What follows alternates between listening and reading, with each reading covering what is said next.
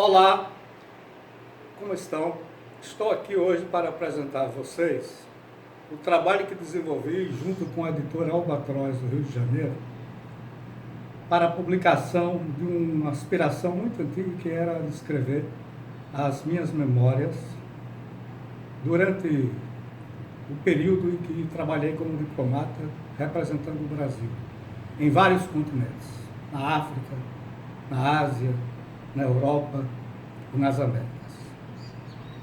Não quis, em nenhum momento, fazer um volume único sobre essas memórias, porque achei de maior interesse separar por regiões e por países e escolhi aqueles que tinham histórias e fatos que poderiam ser de maior interesse para o leitor.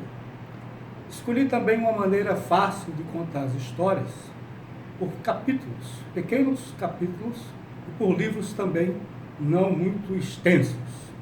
Esses capítulos eram capítulos que eu queria escrever sem emitir opiniões, sem emitir juízos de valor, mas apenas descrevendo fatos do dia a dia e das vivências que tive nessas culturas tão diferentes da nossa. Diferentes na economia, na política, nas relações sociais.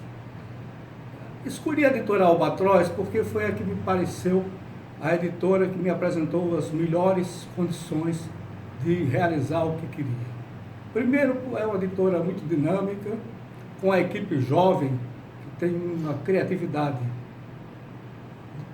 primeiríssima qualidade, e foi uma recomendação feita por minha esposa, Maria de Fátima, depois de um largo período de procura entre outras editoras no Rio de Janeiro e em São Paulo.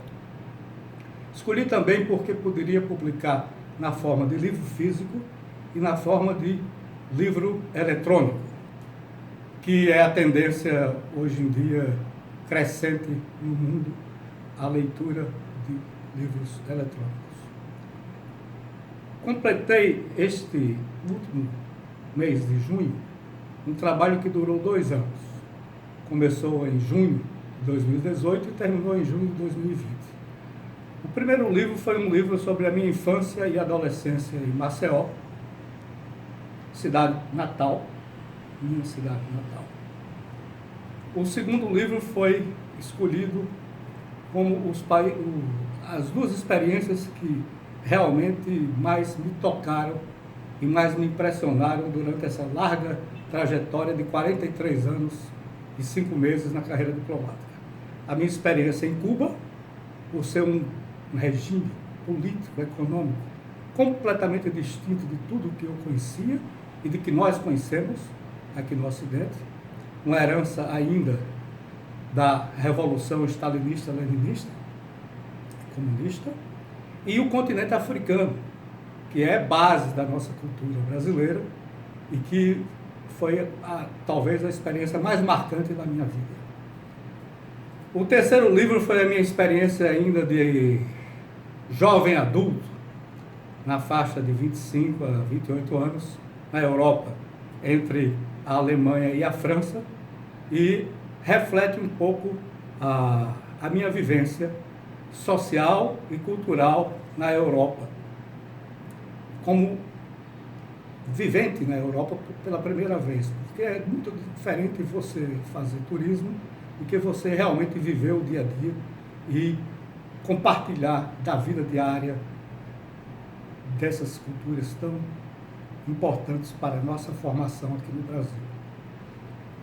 O terceiro livro, o quarto livro, aliás, foi sobre o Oriente. No Oriente, eu incluí também, está geograficamente fora, mas escolhi também o norte da África, porque as experiências que tive na Líbia e no Egito foram muito marcantes.